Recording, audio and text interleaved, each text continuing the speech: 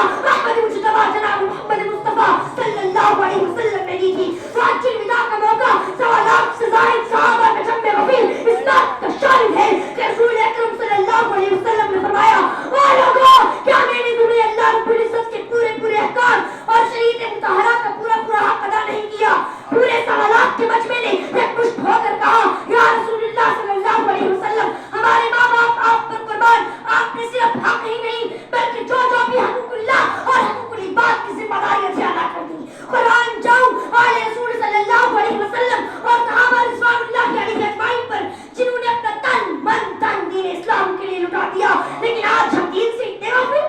اٹھائیں تاریخ کے حالاتوں کو. وہ اسلام کا پہلا معرکہ جسے جنگ بدر کہتے ہیں، کہاں 313 اور دوسری طرف ہزاروں کا لشکر، لیکن اللہ نے فتح انہیں 313 پڑی. پھر دیکھیں جنگ عہد کا معرکہ جس میں 70 جلیل القدر صحابہ رضوان اللہ علیہ اجمعین شہید ہوئے. وہ نبی اکرم صلی اللہ علیہ وسلم کے لاڈلے چچا حضرت امیر حمزہ رضی اللہ تعالیٰ عنہ کو شہید ہی نہیں کیا گیا بلکہ جسم کے 11 ٹکڑے کیے گئے. یہ جنگوں کا سلسلہ یہاں ہی نہیں رکا بلکہ نبی اکرم صلی اللہ علیہ وسلم کے دور حیات میں بھی چلتا رہا. پھر خلفائے راشدین کا دور آ گیا. ان کے 30 سالہ دور حکومت میں بھی جب دین اسلام کو قربانی کی ضرورت پڑی تو مسلمانوں نے اپنی جان کا نذرانہ پیش کیا. نبی اکرم صلی اللہ علیہ وسلم کو اس دنیا سے رخصت ہوئے ابھی 50 سال مکمل نہیں ہوئے کہ ان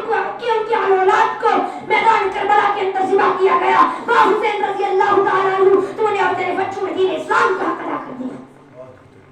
افسوس اس بات کا ہے ہم نے اپنے بچوں کو دین اسلام کی، ہم نے اپنے بچوں کو امیر حمزہ رضی اللہ تعالیٰ عنہ کی قربانی یاد نہیں دلوائی. ہم نے اپنے بچوں کو حضرت عمر فاروق رضی اللہ تعالیٰ عنہ کی شہادت نہیں بتائی. ہم نے اپنے بچوں کو حضرت عثمان ذو النورین کا 40 دن پانی بند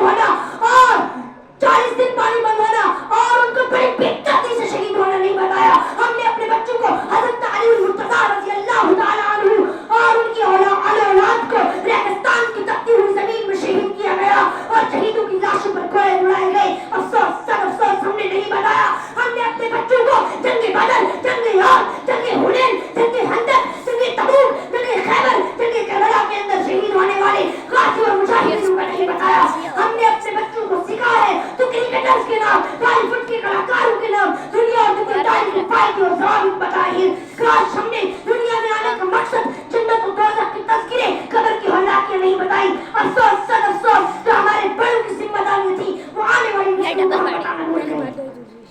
ہم اس معاشرے کی بانی ہیں جہاں سچ کو جھوٹ اور جھوٹ کو سچ سمجھا جاتا ہے. ہم اس معاشرے میں رہتے ہیں جہاں بھیک مانگنے کو فخر سمجھا جاتا ہے اور مزدوری کرنے کو توہین. ہم اس معاشرے کی فرد ہیں جہاں قاتل کو بری الذمہ اور مقتول کو سلاخوں کے پیچھے دھکیلا جاتا ہے. ہم اس معاشرے میں رہتے ہیں جہاں دوسرے نکاح کو گناہ سمجھا جاتا ہے، بدکاری اور فحاشی کو ثواب سمجھا جاتا ہے. ہم اس معاشرے میں رہتے ہیں جہاں علماء دین کو حقیر سمجھا جاتا ہے. ہم جبکہ علماء ہماری پریشان ہیں. نماز ہم پڑھیں، امامت کے لیے علماء دین کی ضرورت پڑتی ہے.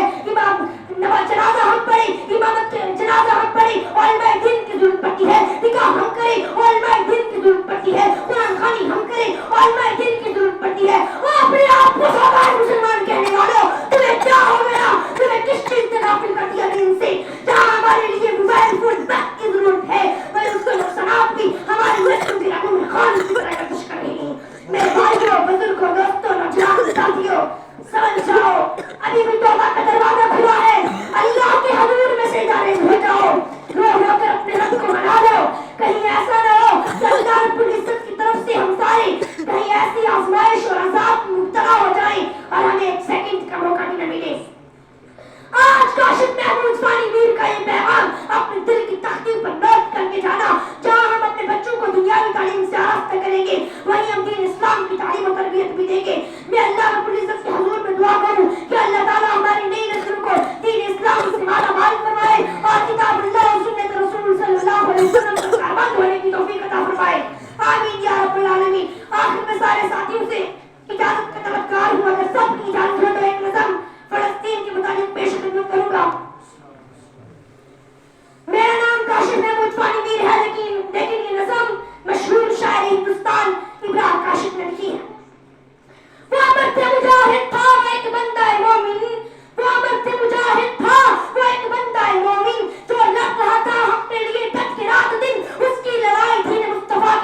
تھی، اپنی زمین اور مسجد اقصی کے لیے تھی، آزاد فلسطین کا سپنا سجایا تھا، وہ شخص اپنی جان کی بازی لگایا تھا، مر مٹ رہے تھے دین کی خاطر تمام لوگ، رسول سے پی رہے تھے شہادت کے جام لوگ، اخبار فلسطین کے واقعی سپاہی، کربل کی بات اپنی طرح کی گواہی، ان کی شہادتوں کو بلایا نہ جائے گا، یہ دین مصطفیٰ کو بتایا نہ جائے گا، ان کی شہادتوں کو بلایا نہ جائے گا، یہ دین مصطفیٰ کو بتایا نہ جائے گا، یہ جنگ